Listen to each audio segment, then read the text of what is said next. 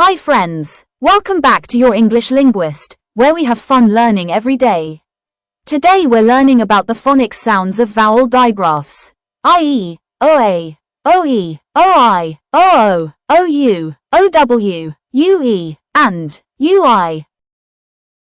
I can make the long E sound as in chief or the long I sound as in pie and tie.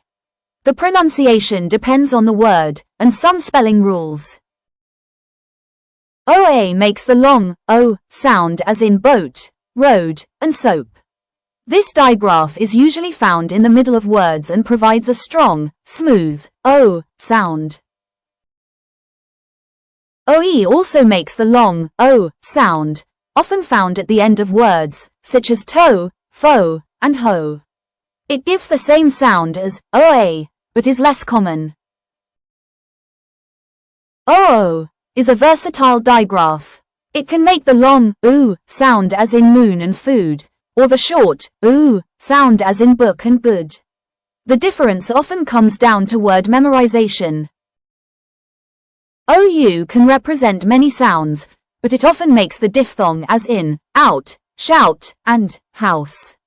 In other words like tough, country, or young, it can have a short U or other irregular sounds.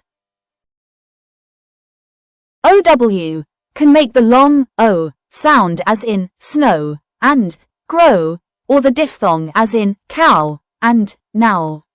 This digraph is tricky because it has two different sounds, depending on the word.